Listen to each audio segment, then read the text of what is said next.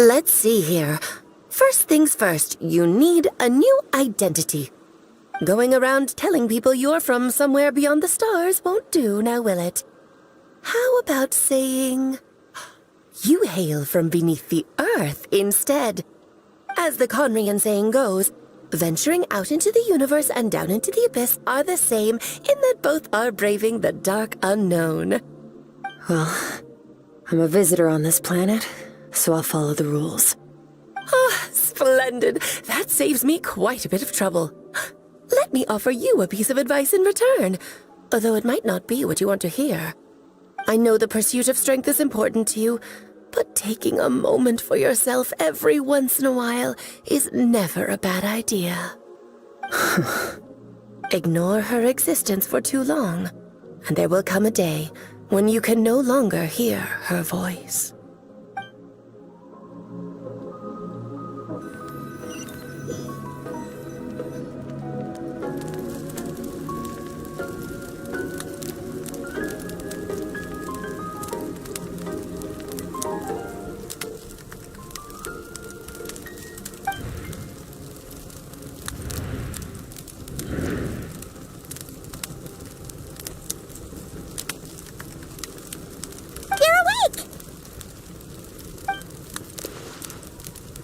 Starving, right?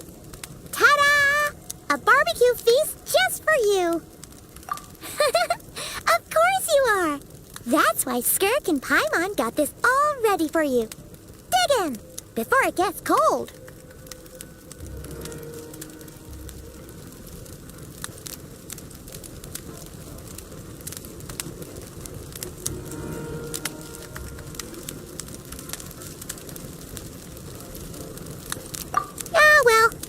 Around someone long enough, it's bound to happen. Plus, Skirk can cook. So, Paimon decided she can forget the whole Ice Queen thing. Paimon's not one to hold a grudge. Here's an idea. Let's save the chit-chat until after the meal.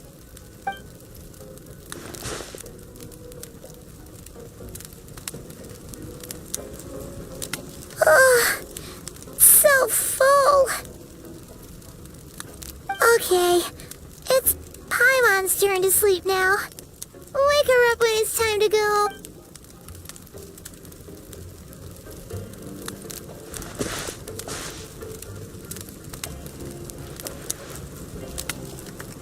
I have good news. First, your training is complete. You have what it takes to wield immense power. Now it's just a matter of putting it into practice. Continue to learn from your journey and hone your skills against formidable opponents. Second, I've located the culprit we've been searching for. Next, you just need to retrieve the missing part of your soul, and our business will be concluded.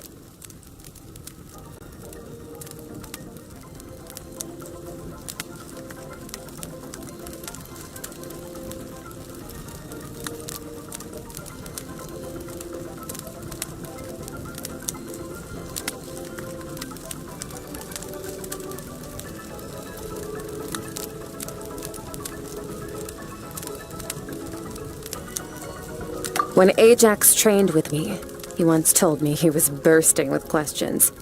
So I allowed him to ask me 3 of them before he left. You and I may never meet again, Traveler. So if there's anything you want to ask me, now's your opportunity. Just like Ajax, I'll answer 3 of your questions.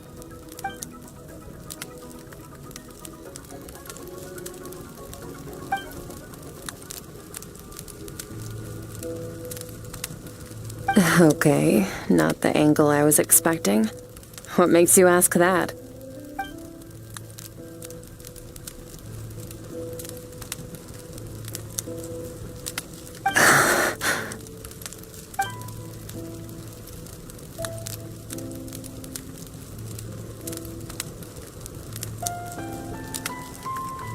I knew that was a possible side effect. Closed off my mind to you for that exact reason. Even with the dream mirroring, you should have seen nothing but endless darkness.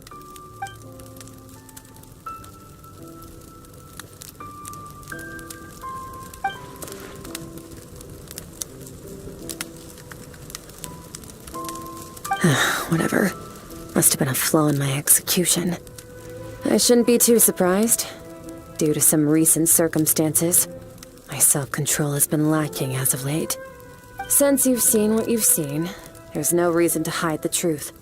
All I ask is that you keep it a secret. No, I'm not from Teyvat. I'm from a different planet. And there was a time when I journeyed through the stars. A lot like you in some ways.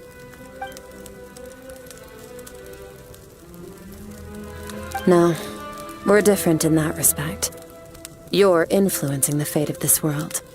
But me, I'm just passing through. Several hundred years ago, my master, Sertologi, opened the border between worlds and sent me here. But this is not my home. And one day, I'll return to the vast unknown of space. So, there you have it. On to your second question.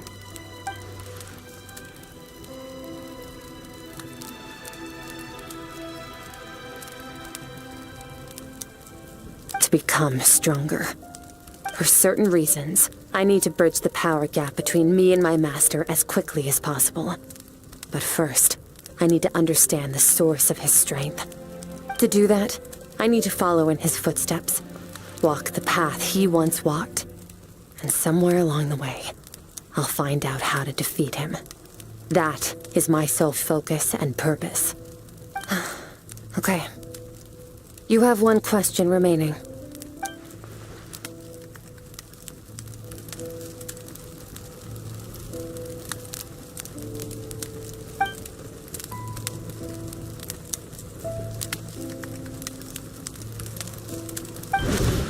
You make it sound so easy. Ever since the incident I experienced there, I've never stopped searching for Master Skirk and that unknown abyss. But it's been years now, and I've still found nothing.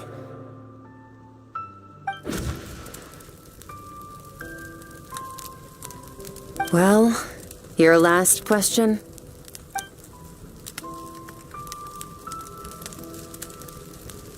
Ajax. His situation is different than yours. Before you ever crossed paths with me, you'd already encountered many formidable people, studied their techniques, and developed your own skill set. So, during your training, all I had to do was build upon that foundation. But Ajax was so young when he came to me. A complete blank canvas. Children can't help but imitate their role models. In the long run, that would only hinder his growth. Once Ajax has enough strength in his own right, I will allow us to meet again. Until then, let that motivate him to reach his full potential.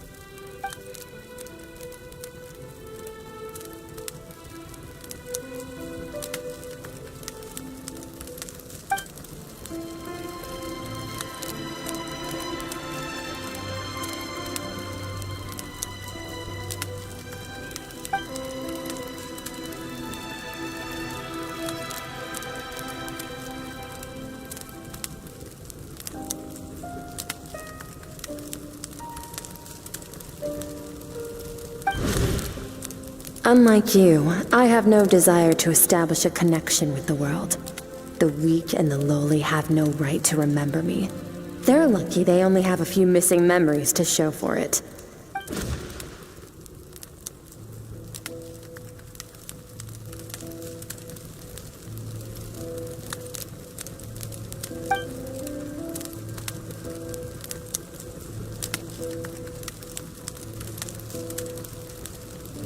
Wake up your companion. It's time to go. Oh, and everything I just told you. Best keep it a secret from her as well.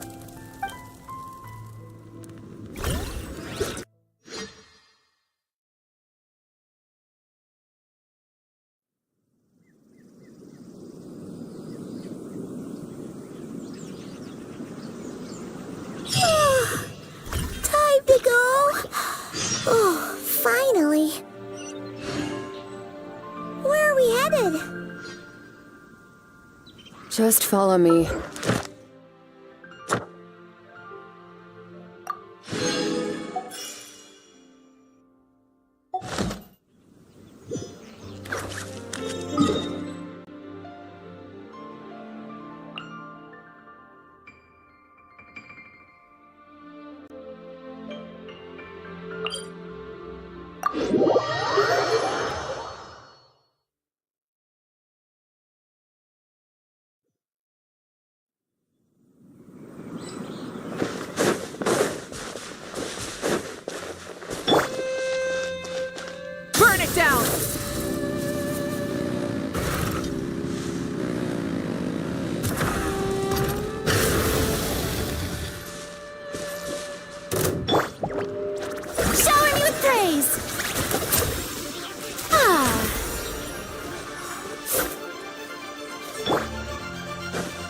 Illusion shattered!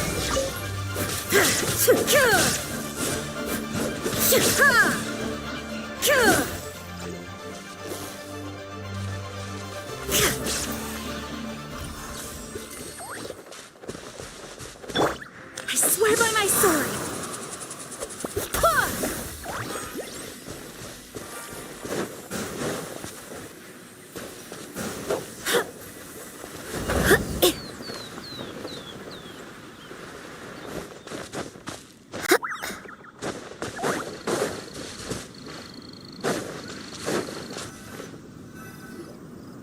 Wait, this is near the chasm, right?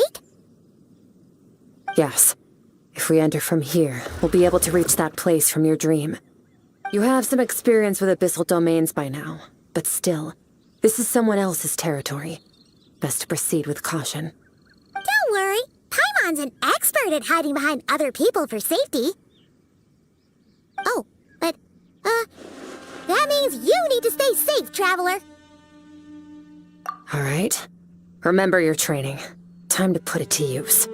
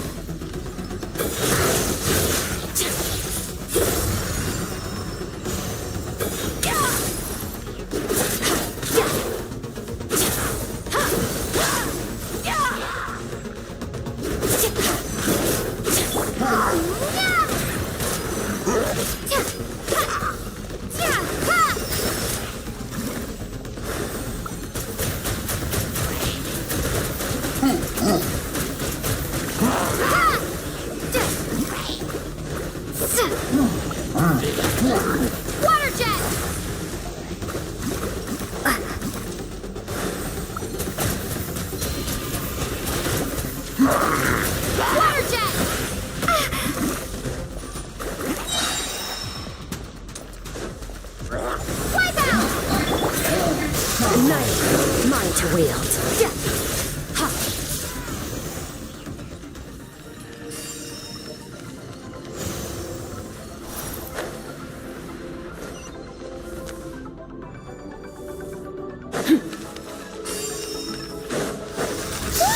Look at all these spikes!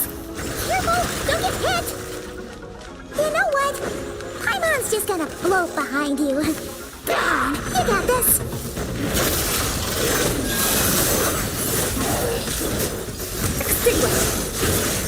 Hey, what are you two doing here?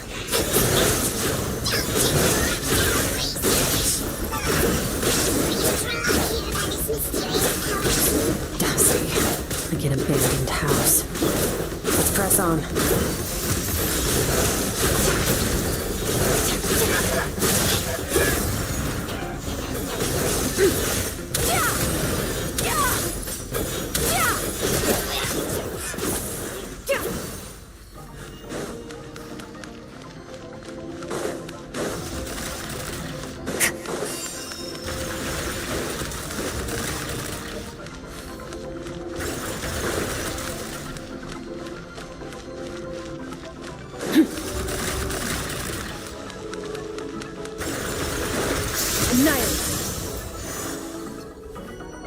Oh, looks like this is a dead end. Did we make it to his hiding place? This fog is making it impossible to see anything. This should be the place where you were attacked, traveler. The missing part of your soul should be nearby. Can you sense where it is?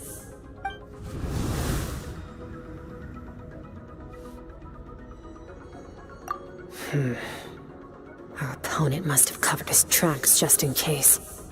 Otherwise, you should have sensed it much more strongly.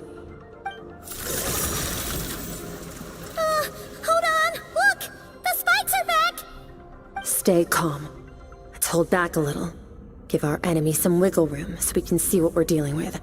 If you're too reckless, we might be playing right into his hands.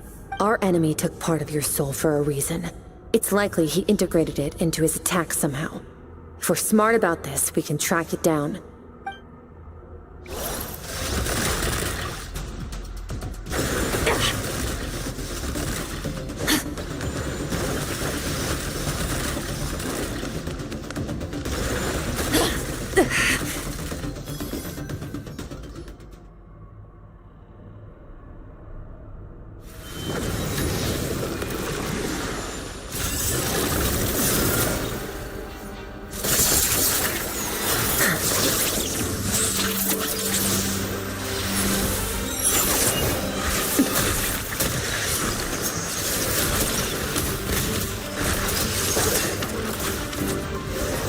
From the start, the attacks have been focused on me. Trying to break through my defenses? I see.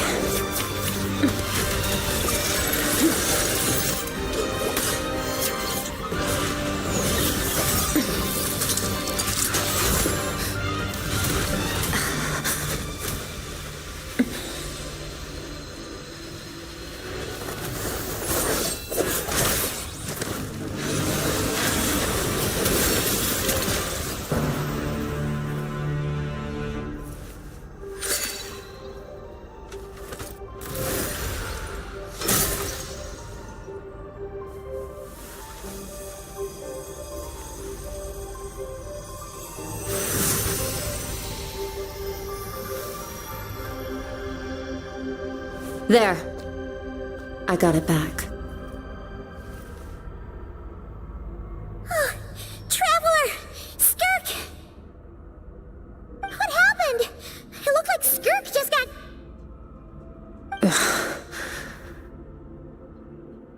In the Guili Plains, you asked me why this enemy chose you as his target. Now, the answer is clear. It's not just the fact that your strength is impressive. It's also because of your ability to, as you put it, purify abyssal power. Whatever that actually means. The fact is, that ability allowed him to do something that should have been completely impossible. Namely, break through my defenses and steal my power. No, he couldn't have known I'd come to his domain. He only stole your soul fragment because he knew the value of its power. I doubt he expected it to come in handy so soon. Call it fate, if you want. I believe that's the term they use in this world for arbitrary coincidences like this. In any case, it works to our advantage. Once I realized what he was using that power for, it gave me the chance to get back what you lost. I'll cope. Well, done gorging? Good. Time to answer some questions. How did you get the power of the all-devouring narwhal?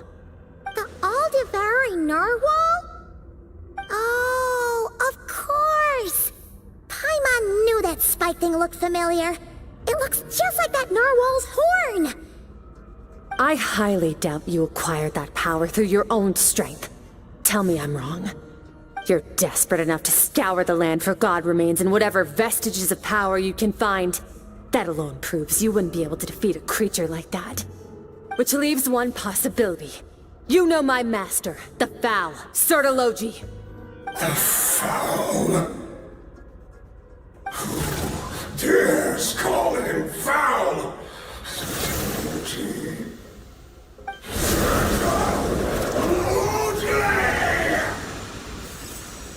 What's wrong?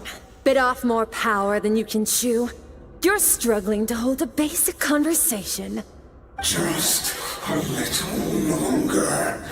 I'm still... Look! It's back! Those obsessed with power will let it devour them before abandoning their pursuit. Keep calm and use reason to decide the best course of action.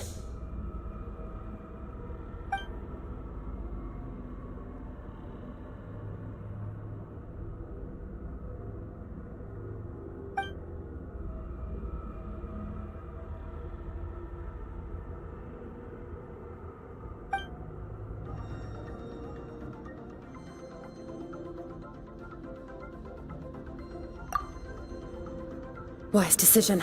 Final victory doesn't always come after a single battle. You've got your soul fragment back, so we both got what we came for. Let the enemy draw breath while he can. It won't be for long. Get us out of here, Traveler. You'll need to lead the way this time.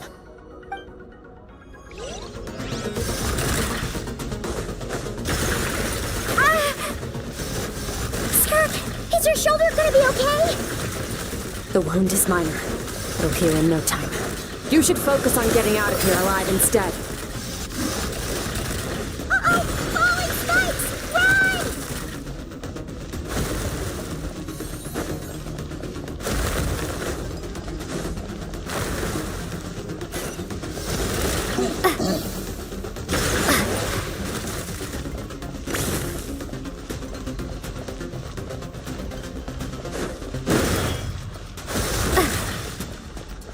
Watch out!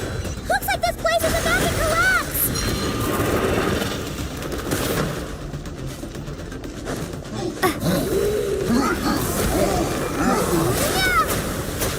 So, this guy's power has something to do with the all-devouring narwhal. Did you know that all along, Skirk? I had my suspicions. That's why I decided to investigate in the first place. But suspicions only get you so far. I needed to verify it for myself.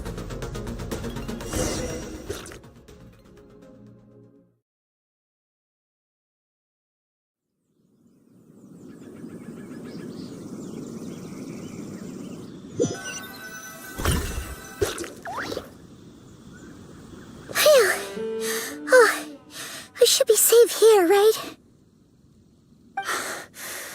I no longer sense his presence. Can't have followed us out of that abyssal domain. Weaklings like him will find that my power is not so easily controlled. He won't be leaving that place until he's managed to digest it. You seem surprised. I suppose that's fair. You've seen but a fraction of what that whale is capable of. That gaping maw could swallow a planet whole. It's called the all-devouring narwhal for a reason. Devouring is what it does best. It can extract power from anything, dead or alive, as long as it manages to make physical contact. Yeah. When we had our run-in with that thing, Rivulet mentioned that it has an instinct to devour. Your dragon friend recognized the nature of its abilities and used the power of Hydro to protect you. That worked because it was in a satiated state, so it was somewhat less aggressive than usual. It's a different story when it has no more power to feed off of. That's when its true voracious nature kicks in. It could devour everything on the planet in that state, which is why I cast it into that void space. But I hadn't counted on there being anyone left on this planet capable of wielding its power. To me, that says he must have encountered the whale a long time ago. Meaning, he must have known my master. Exactly. It told me everything I needed to know.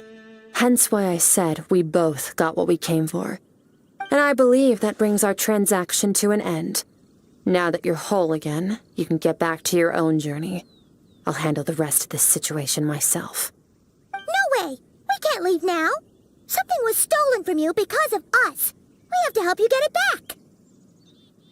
This isn't my first taste of failure or losing power.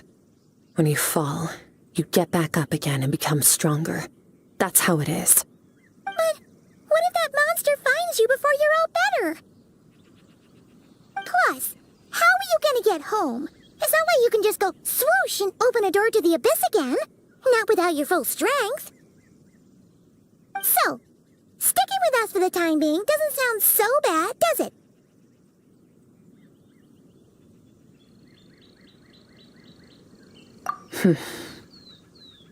Fair enough. Then take this. What is it? The bag of Mora.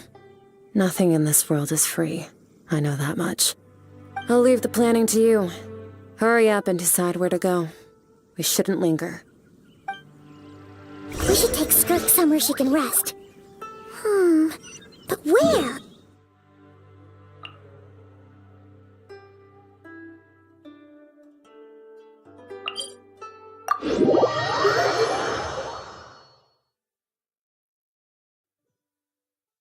Paimon gets the feeling Skirk wouldn't around a lot of people. Oh, wait! Baishu said we could rest in the back room of the pharmacy, didn't he? Let's head there!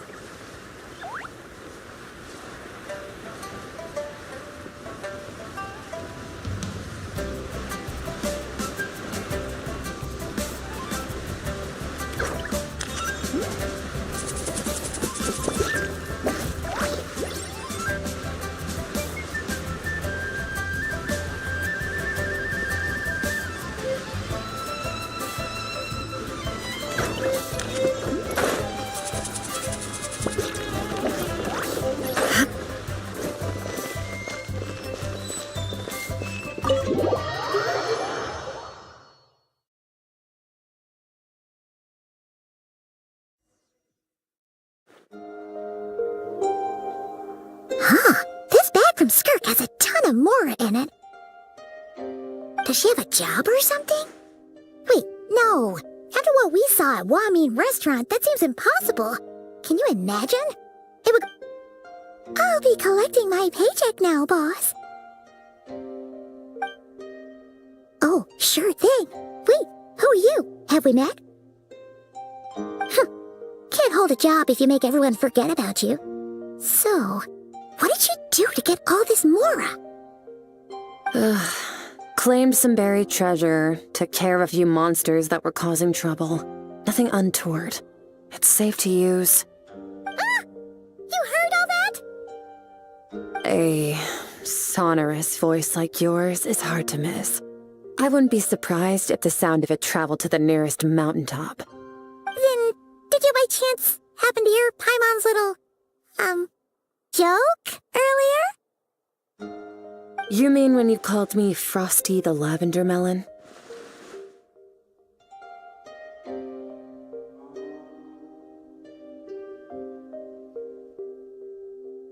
No, sorry.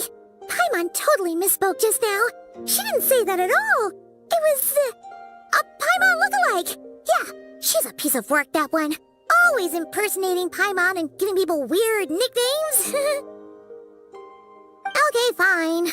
The truth is, Paimon didn't like you all that much at the start. But things are different now. You helped the Traveler in a big way, so... What do you say? Friends? I noticed there was only one bed. Go ahead and get some rest. Wait, what about you? I don't get tired, and I don't need rest. I'm going to practice my sword work. That should help me regain some strength. But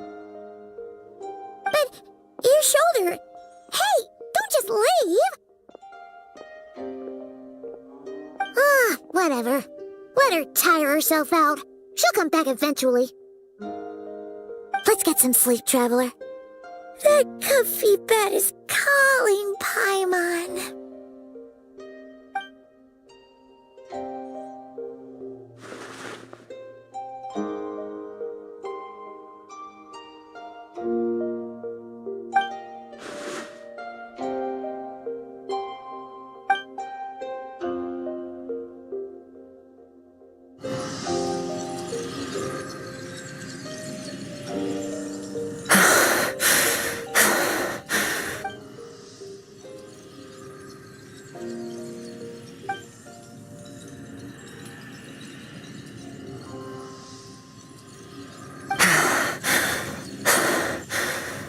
Quiet.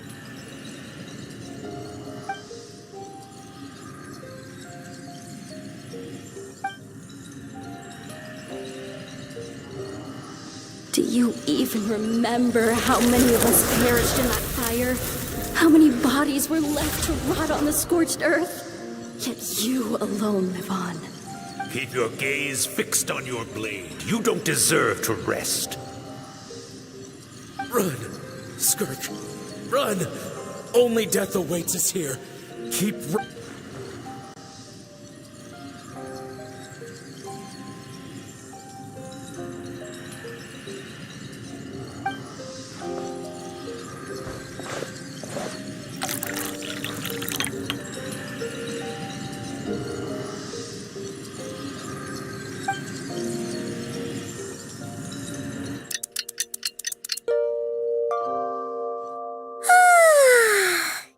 Getting an early night's sleep is the best. That bed was so comfy. Wait, Skirk? Have you been sitting out here the whole night? The bed's all yours if you want it.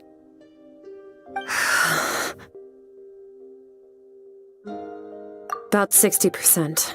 Maybe 70. Whew! Paimon thought it would take at least a couple of days. That was fast. No, not fast enough. That's 20% less than last time. Same training regimen, same intensity. Nothing felt different, but somehow the outcome fell short. No, I think the problem's with me. I need to meditate for the next 2 days. Deep introspection should help me find the issue.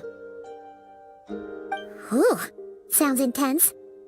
We'll watch over you in the meantime, then. Thanks. See you in 2 days.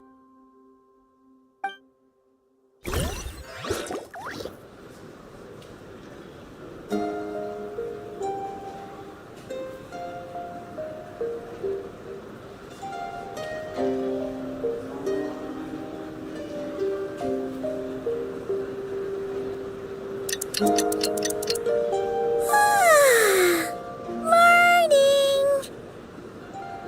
Skirk is still meditating, huh? It's been 2 days already. Shouldn't she be awake by now? Paimon can't think of anything we can do to help. Oh, wait! Breakfast! That's it! Paimon will go get breakfast! Skirk is gonna be starving when she wakes up. Be right back.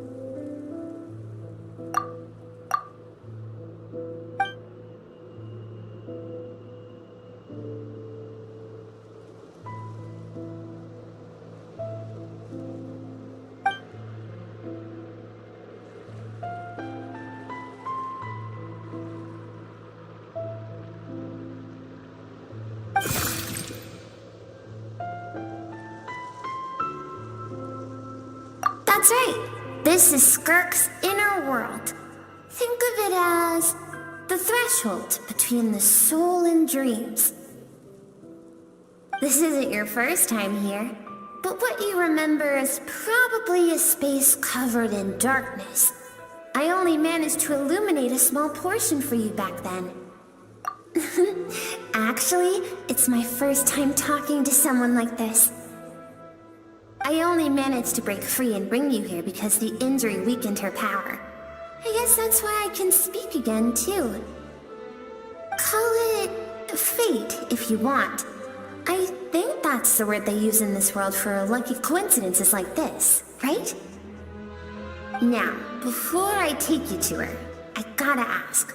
You're the first outside visitor to ever come here, so what's your impression of this place? Oh, you noticed.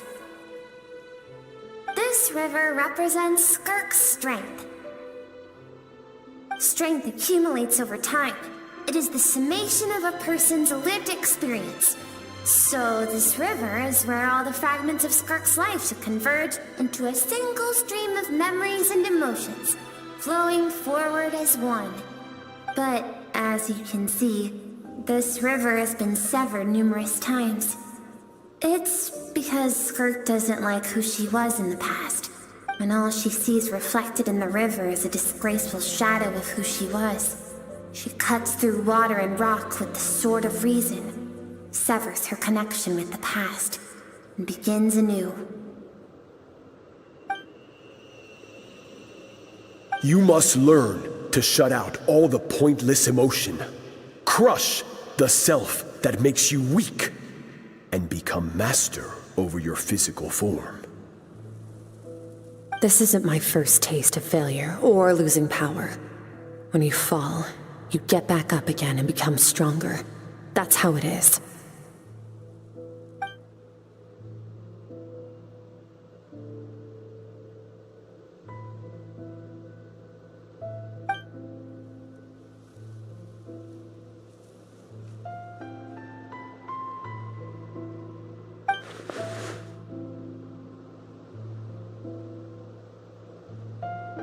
The answer to one mystery invites another question, I see. Let's follow the river upstream. There among the cliffs, among the memories etched into her heart, lies the truth of it all. Soon, you'll understand everything.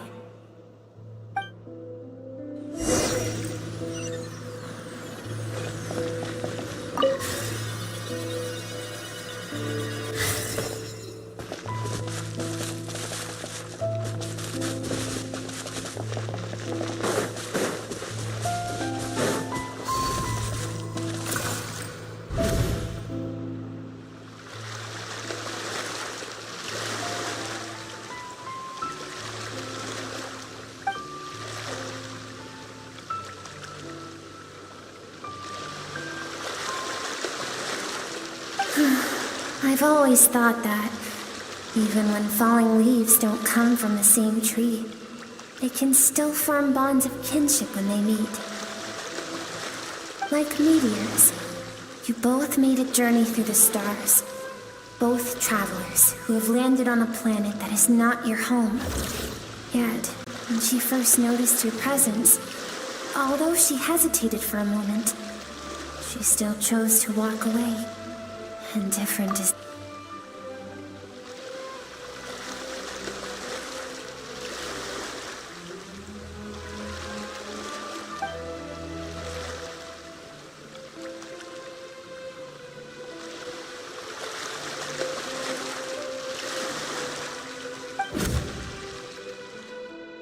Seems like you've answered your own question.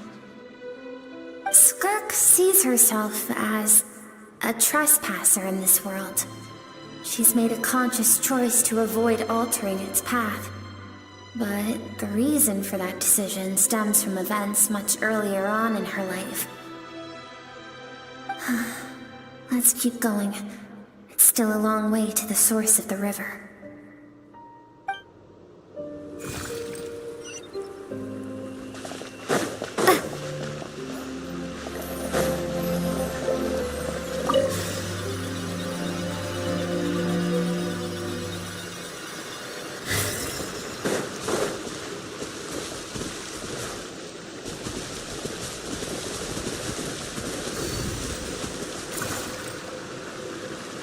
You now have what it takes to wield immense power. From this day forth, I shall teach you no more. No one can become a worthy warrior through imitation alone. I have given you fangs and claws. Now, you must learn to hunt. You wish me to travel the world beyond on my own, Master? Indeed. Make new friends. Embark on your own journey. And piece together a new future from the shattered remnants of your past. We will still have contact through the abyss. But know this. One day, I will take the life you worked so hard to rebuild and reduce it to ashes. Just like the fire that haunts your mind. Why do you do that? I have told you before, fear is the catalyst for human evolution. You have tasted loss. You have known fear so deep it can be felt in the bones. But as living beings, we all have an instinct to detach from that which harms us. And thus pain dampens over time, and the acrid taste of fear becomes but a distant memory. Yet now, I have bestowed upon you the gift of fear eternal. It will drown you in the nightmare of your childhood, or it shall drive you to defeat me, whatever the cost.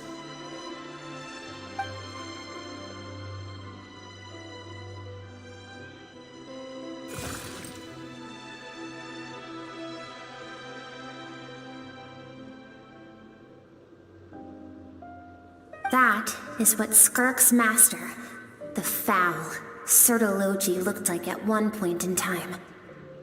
Of course, as a higher being, physical form is a triviality to him. He could appear as a beast, a human, or even a monster that defies description. The form you see him in here, clad in abyssal armor, is the one he usually wears when traveling through the stars.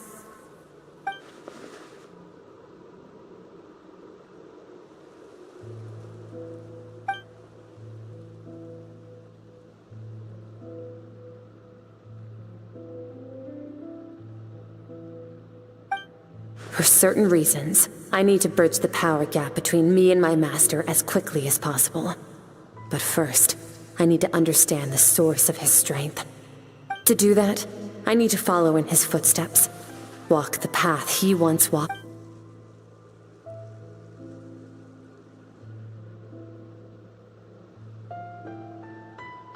I'll let you in on a little secret. The real Sertologi is terrifying.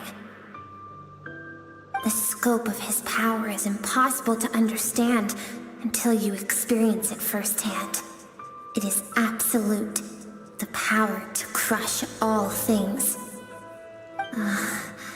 Shall we keep going? Let's see.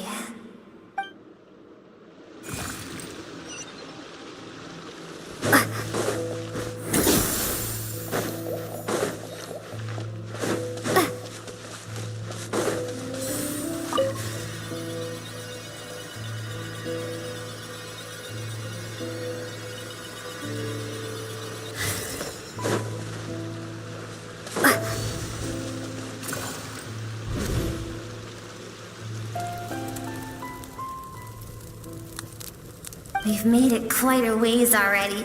This is Skirk, when she first began training under Sertologi. I have set your broken wrist. Tomorrow, you're to train twice as hard. No tears this time. Good. Attempting to garner sympathy through tears is a habit of the weak. A pitiful, useless ploy. Can I ask a question, Master? Why did you save me? I keep thinking, maybe it would be better if I had died. I wouldn't be haunted by that fire all the time. I wouldn't have to go on like this.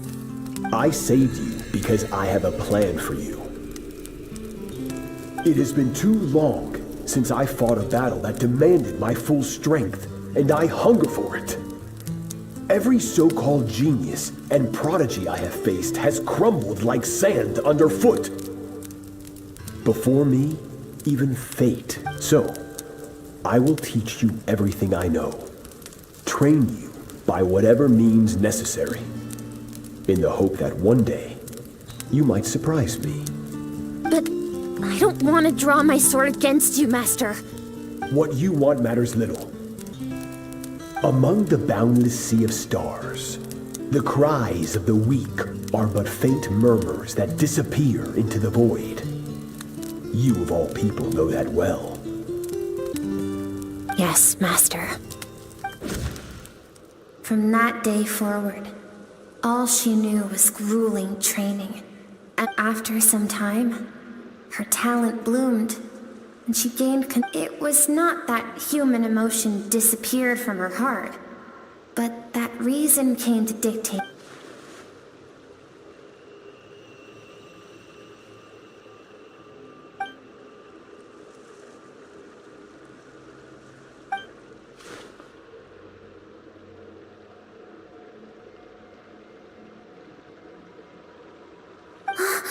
We're nearly there. I almost don't want to reach the end. Well, shall we?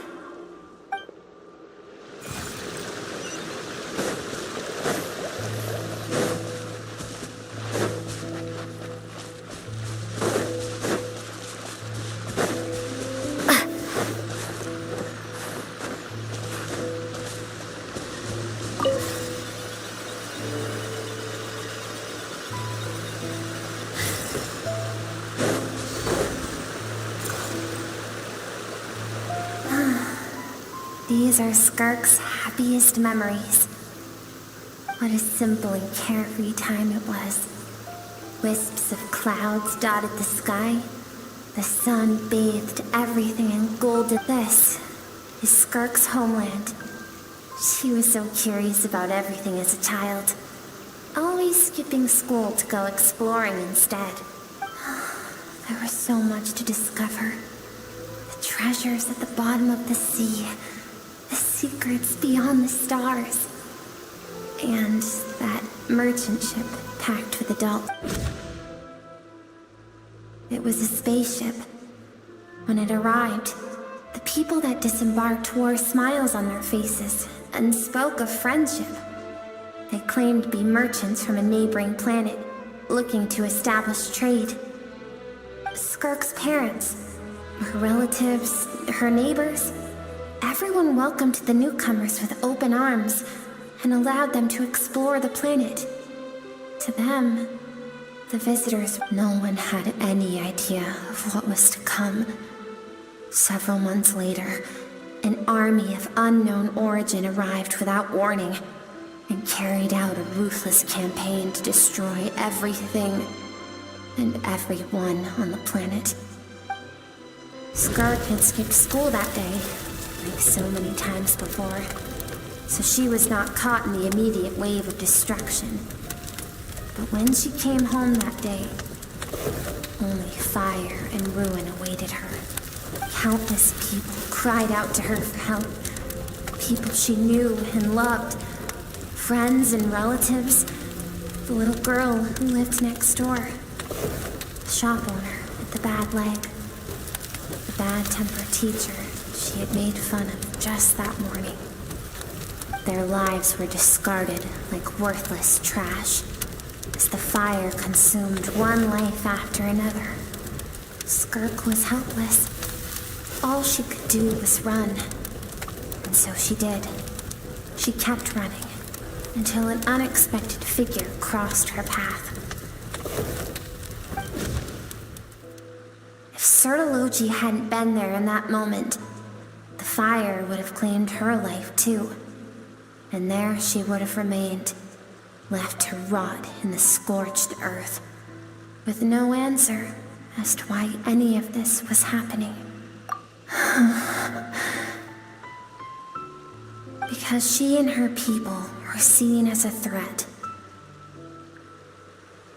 As the initial merchant ship explored the planet, they discovered that it hadn't always had the condition to support life. Yet there was evidence of human activity, even during the periods of extreme heat or cold in the past. Further research revealed that, over time, the people of this planet had evolved the ability to adapt to any type of environment or energy source. For that reason, the outsiders viewed them as a potential, deemed a threat because of a gift they didn't even know they had.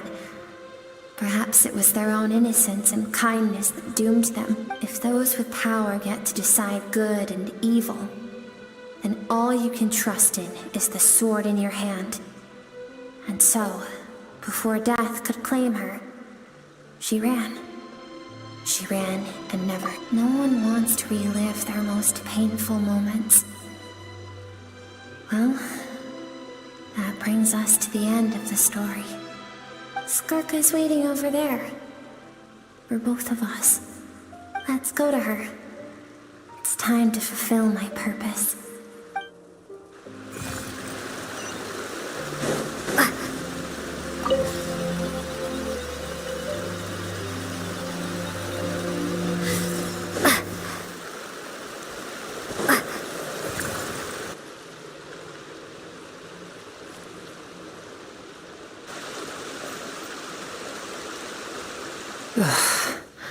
So all this, just so you could bring her here?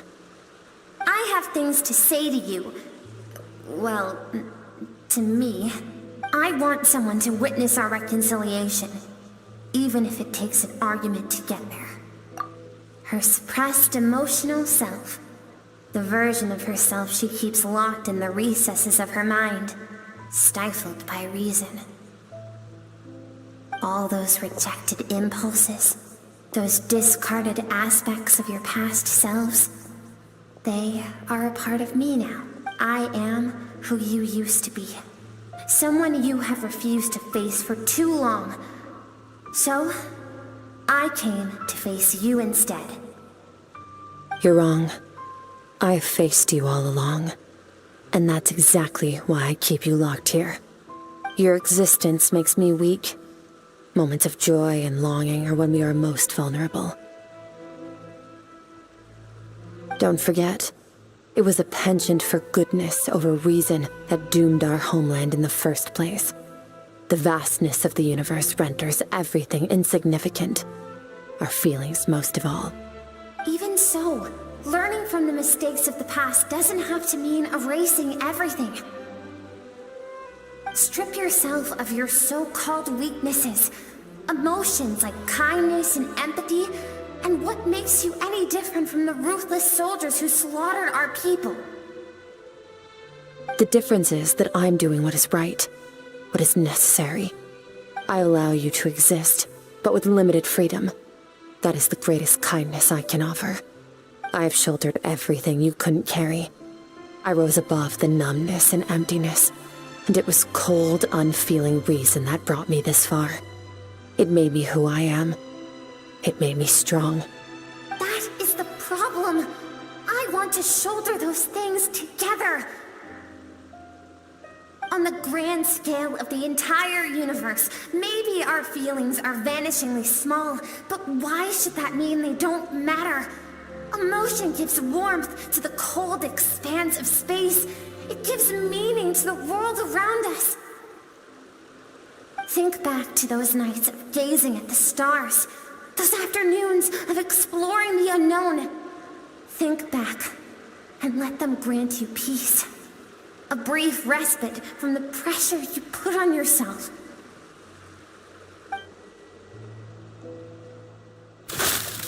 That isn't what we need. Exactly what we need.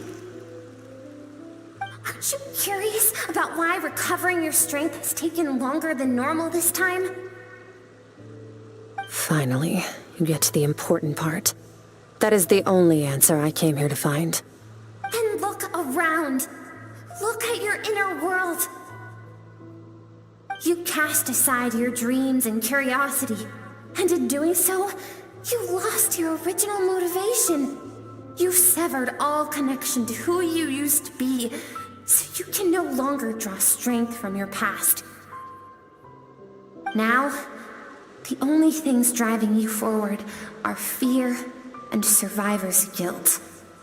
But these cannot take you far enough.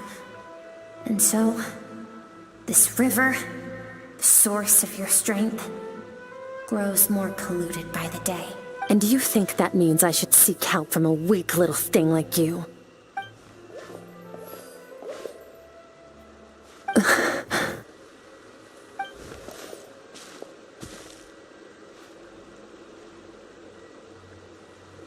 Thank you for saying that. I knew bringing you here would be the right choice. To be honest, I'm not here to argue with you.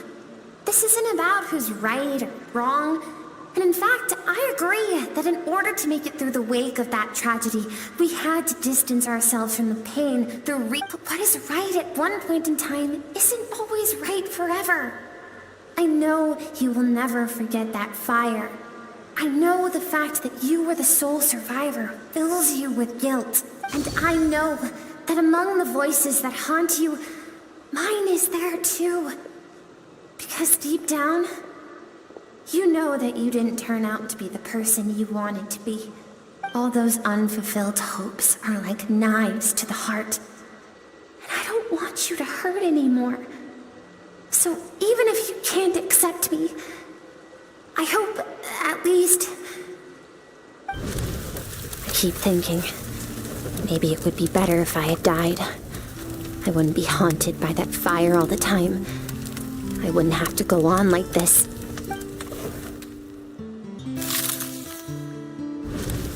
Your dad and I, we're not afraid to stare death in the face, but we need you to survive.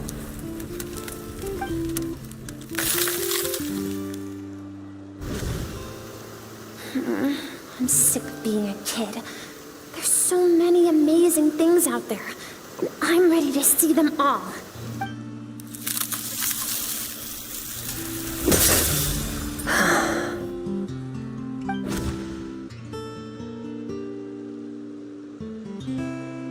I remember. There was a song Mom and Dad always sang when we went out to fetch water. Dancing water. Sand along your path is begging for your song and movement. Will you carry this burden with you on your journey? I am not the dancing water, and you are not the burdensome sand. But if this is your wish, then I will carry you with me until the end. Thank you. I should be thanking you.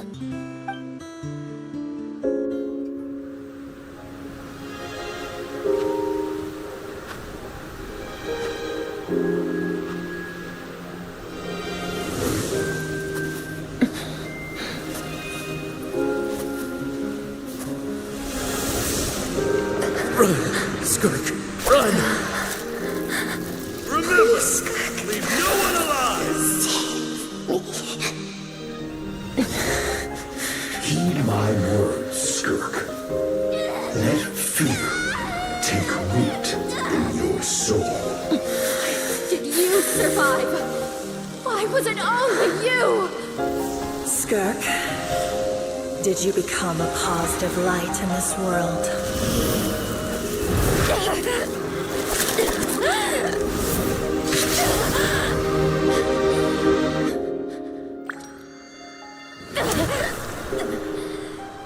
Hey, this doesn't have to be the end.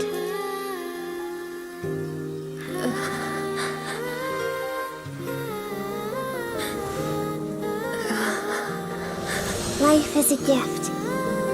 Don't let darkness claim it.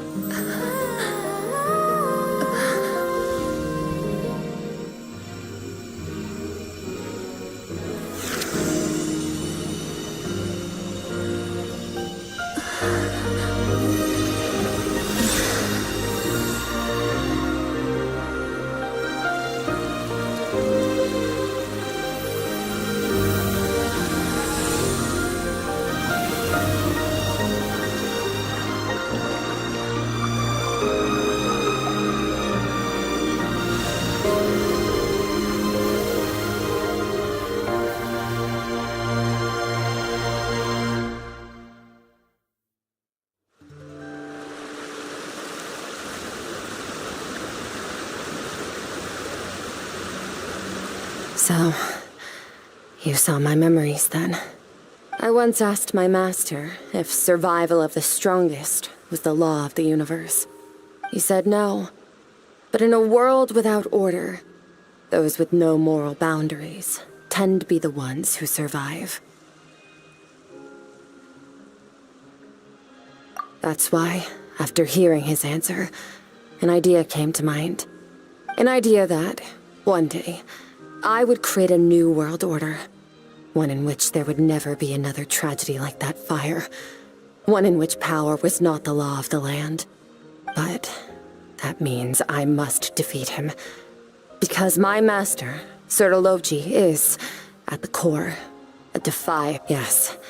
And not just because of the gap in our abilities, but also because I have no reason to see him as an enemy. Although his decision to train me was not made out of kindness, he did everything a master should. He saved my life, taught me the sword and the principles of strength. I know, and it's not something I want. But Master never goes back on his word. I have to treat He's no longer into that, but he sends me messages through the abyss every now and then. Most of them are simple greetings, or an answer to one of my questions. Every time I hear from him, my heart skips a beat. And I wonder if this is the moment where he'll finally appear before me and tear down everything I've built to pieces. Maybe that means I do live in eternal fear, just like he said. Yes, I respect him, but I'm also afraid of him. And for that reason, I don't know what Master has planned, but I have to be ready. Help me? Why? This isn't your fight.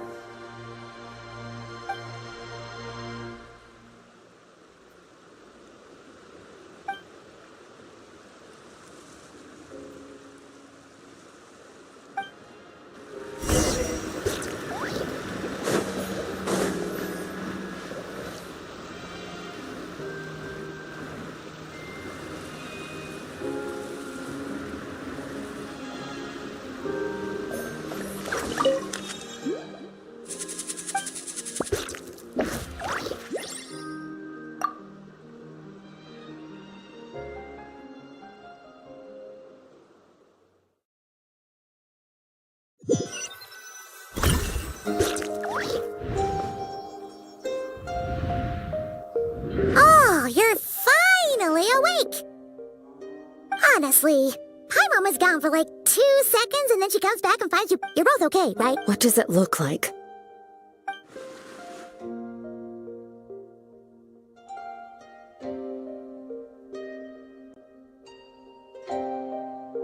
Only water from the source can cleanse the rot and filth that flows from the past into the... I taught you to incorporate the experiences from your journey into how you fight. I suppose what happened today... Okay, so Paimon feels like she's missing some important context. But whatever. Paimon brought back tons of delicious snacks! Let's dig in!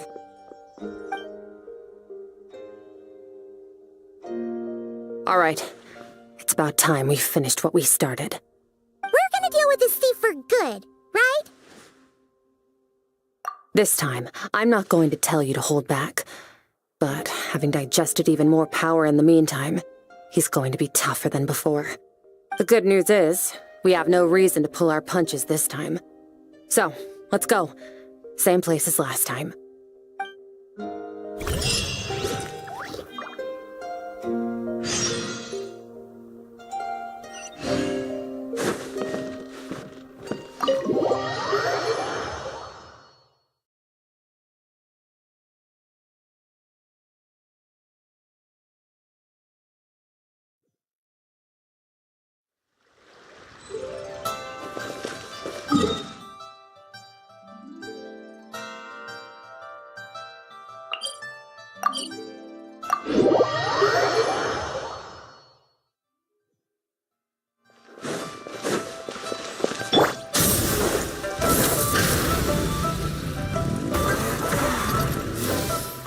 Ad Astra. Thank you for complete.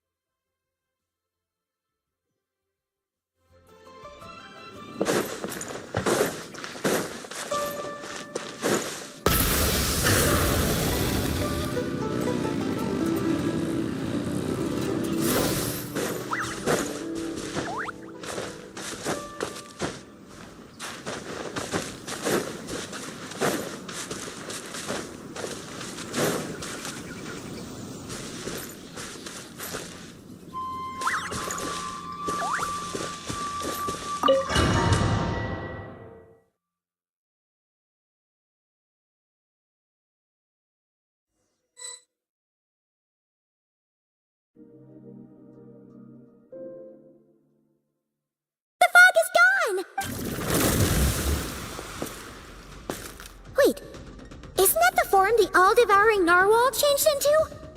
How come he knows that, too? Really? So, you're telling Paimon that giant whale and... It's a subconscious instinct. Any intelligent being who longs for his level of strength is bound to mimic his appearance. It's a natural response after encountering someone as powerful as Master. To them, he represents ultimate power.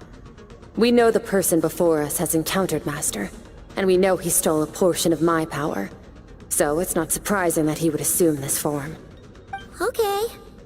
Oh, the close-up Paimon looks, the more intimidating it gets. Nervalette isn't here this time, so it's up to us.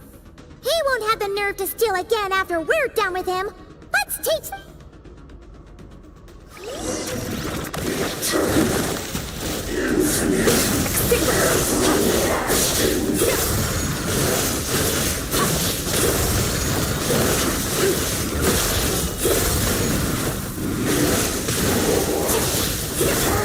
Bombs away!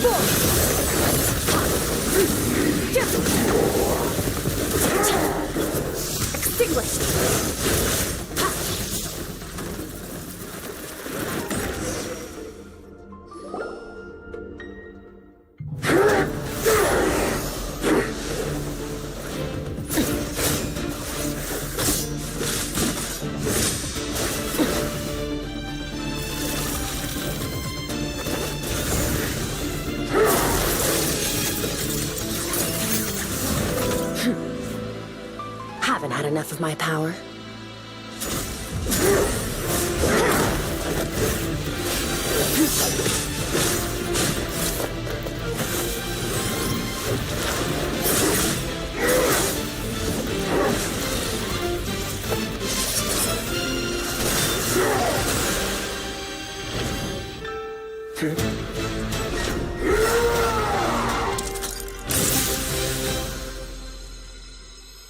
Well then, let's see how much more of this power you can handle.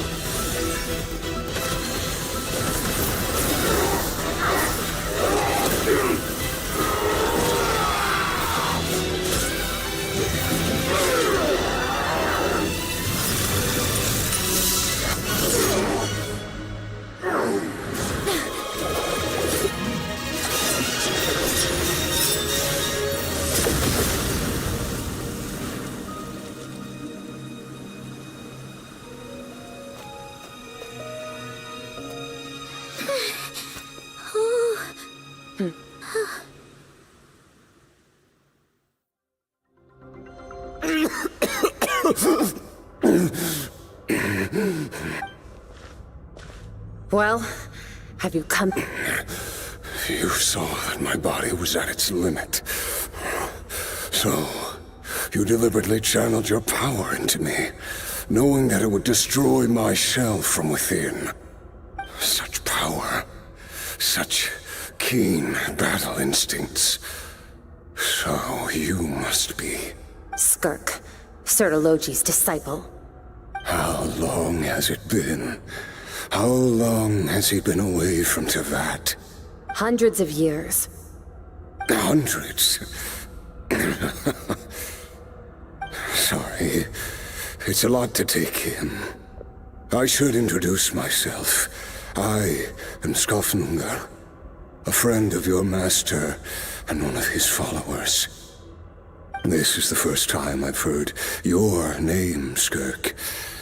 But hundreds of years ago, I knew you existed. And I knew you would come here. Hundreds of years ago? Sounds like you and Master have quite the history. Care to tell us about it? Of course. Might as well take advantage of a clear head while I can. The story starts a long, long time ago. I was born into a noble family in Conria. As the eldest son, I was set to inherit our title. But I contracted an incurable illness as a child, and everyone gave up on me. I trained the sword harder than anyone else, defeated all of my peers. But it was all in vain.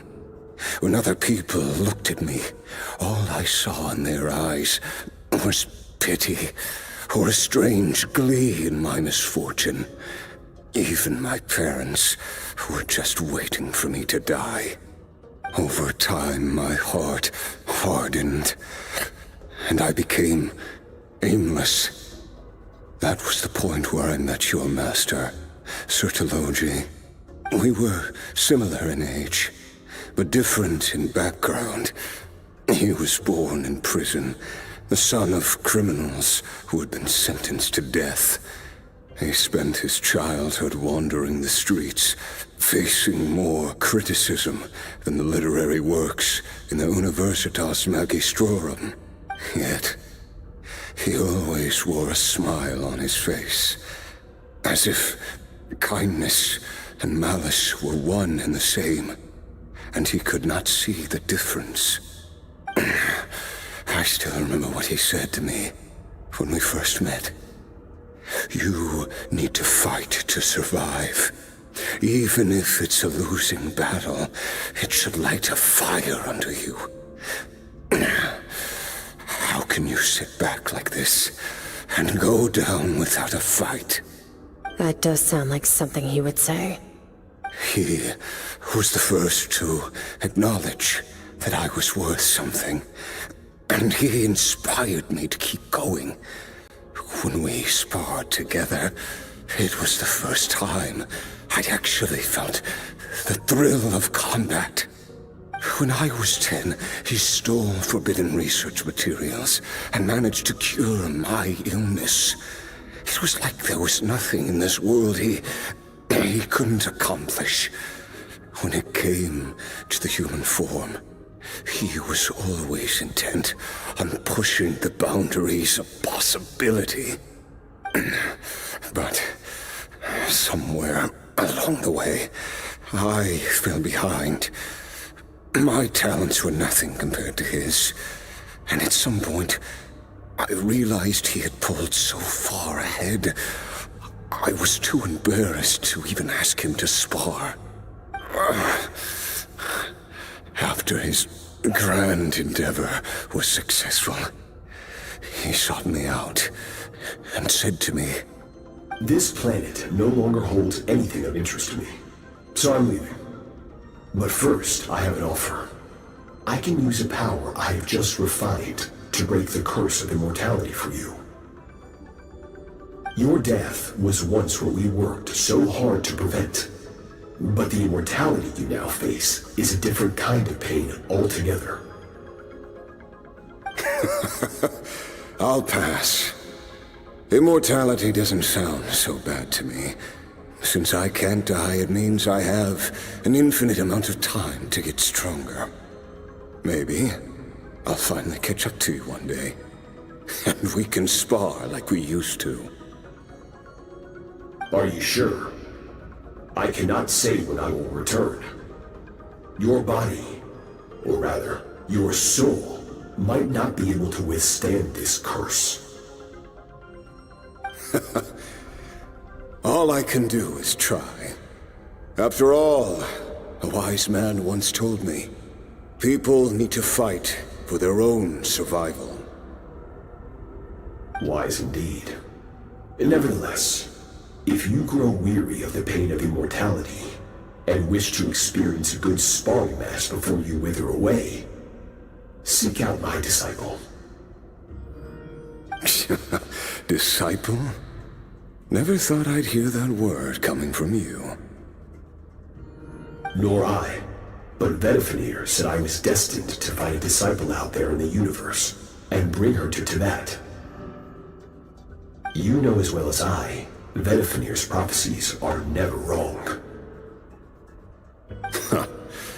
Well, now I'm curious about who this disciple of yours will be.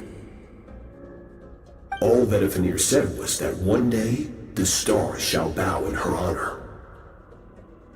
Sounds pretty impressive. Of course. Only the most outstanding people would have the right to become my disciple. Still self-assured as ever, I see. But you're not wrong. I'll be leading them. Oh, and if you are serious about getting stronger, I left you a little gift in the primordial sea. As I've said before, walk whatever path you want. Freedom means even the wicked get to make their own choices. Waiting for me in the primordial sea was the all-devouring narwhal, already beaten into submission by Sertologi. In its weakened state, I was able to cut off part of its flesh and sew it into my own heart. Your heart? That sounds like torture. How did you even survive that? Because, of course, I bear the curse of immortality. So, you used the curse to turn yourself into a vessel for power. Even with that whale's ability, devouring power like that is not something the human body can withstand. With your body and soul constantly at the breaking point, it was the curse of immortality that sustained you. But that is not the path to strength. You have to pour your heart into it, work for it, dream of it. Instead, you stole something that didn't belong to you, and it backfired. You're right. I should have known better, but I had already pushed myself to my limits, and he was still miles ahead of me. So I had to take a leap of faith. I miss your master. I miss the days when we were all together, troublemakers without a home. I don't regret the choice I made. But if you'll allow it, I do want to apologize. To both of you. After the beating we just gave you, I think we can call it even. You're an interesting one as well. Sertologi's disciple. That's a lot to live up to. It can't have been an easy experience. I know what he's like. He rules with an iron fist, using despair and fear to force you to catch up to him. All the while, standing ever queer like mountain climbers in the dark, never knowing how much higher we have to climb. True. But I made up my mind long ago. No matter how dark it gets, I will not give in to despair. I will overcome it.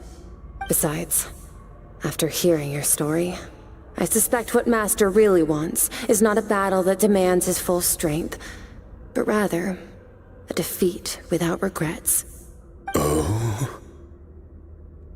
Since you're his friend, you must have some things in common.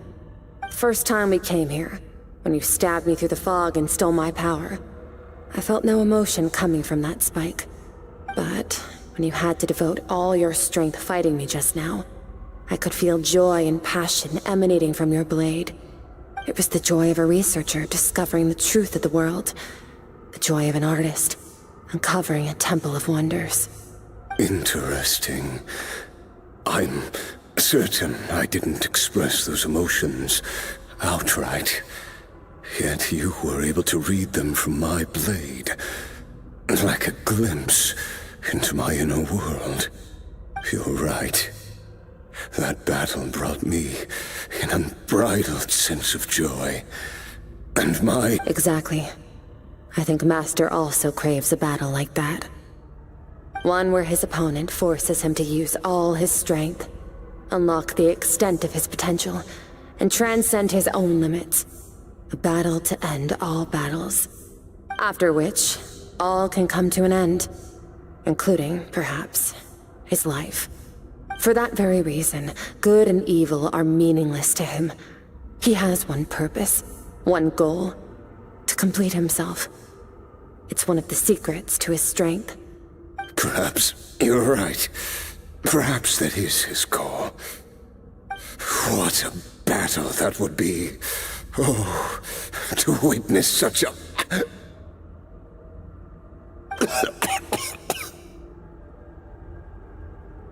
you okay? Too many different kinds of power are surging through my body. The curse of immortality allows it all to coexist, but it does not remove the pain. I won't be able to hold on to my sanity for much longer.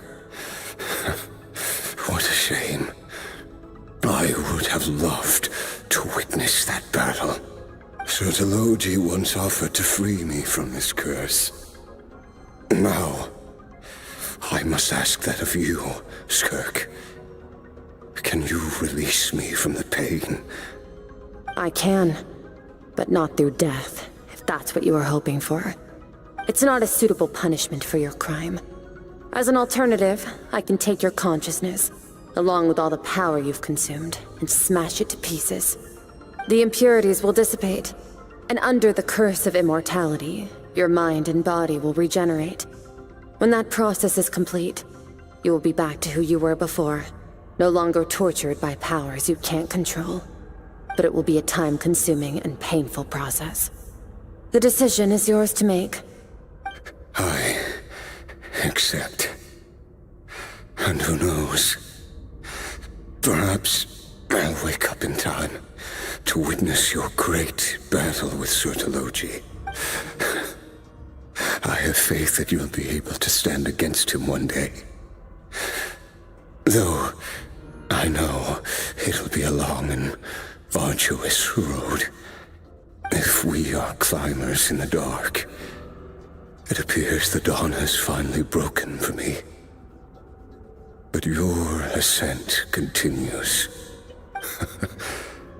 At least, it looks like you are not alone on your journey. I will reach the top of this mountain, no matter what it takes. And you, Skofnunger, will be my witness at the end of all things. That's finally over. Let's get out of here. Huh. At least we don't have to make a mad dash for the exit like last time.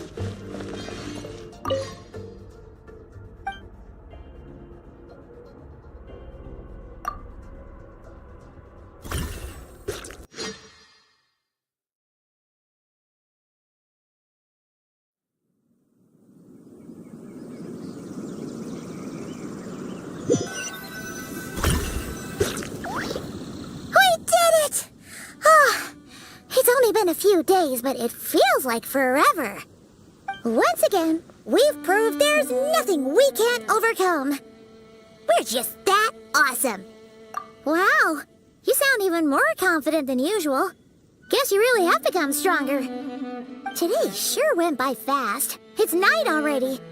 Oh wait, that reminds Paimon. The stars you mentioned, the ones that died out, are they back now? Yes. The power Skafnungur stole has been returned. So, the stars have regained their light. Great! Huh, it's crazy that you even noticed their light was gone. There are so many stars in the sky. If a few disappeared, Paimon definitely wouldn't be able to tell. I suppose it's because I have gazed upon this sky for centuries. The false stars, hanging in the meticulously planned sky, glittering with rotten light. It's not real. And yet, it is for that very reason that I can look upon it and enjoy the momentary peace it brings. Even the most beautiful of bubbles has to burst. We will return to the real universe one day, whether of our own volition or not. Time marches ever forward. Even the innocent and naive will taste life's bitterness. Yet through hardship, we grow until we learn to seize the sands of time for ourselves and uncover our true strength. Though we gaze upon a false sky, its vastness and majesty is palpable.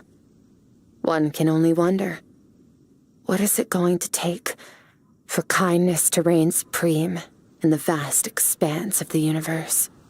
Ugh, this is all going over Paimon's head. But if she knows one thing, it's that the Traveler always finds a way. Ever since we met, she has filled Paimon's days with happiness. No matter how tough things get, she always finds a way to make it better. If it's too big a job for one person, then we'll do it with two. And if two's still not enough, then 3. We've met so many amazing friends and accomplished so many amazing things. As long as we don't give up, we can make any wish come true. I suppose when it comes to you, anything is possible. Well, I should be going. Now that my power is no longer isolated from my emotions, I need more practice to get used to it. I suppose fate will decide. Maybe we'll bump into each other on the street. Or maybe we'll reunite on a different planet entirely. Regardless, reunions and partings are but passing moments. More than anything, I hope that at the end of this journey, wherever it takes us, we stand in a world reborn. One without war, pain, or forced partings. One where new life can bloom, even where there was once nothing but scorched earth. For this, we must all work to become stronger. Goodbye, Traveler. Remember your training. Make sure to put it to use. Bye!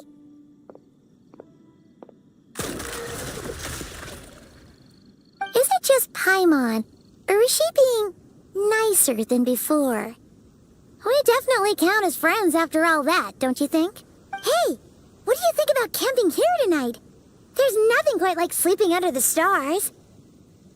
Come tomorrow, we can continue our journey.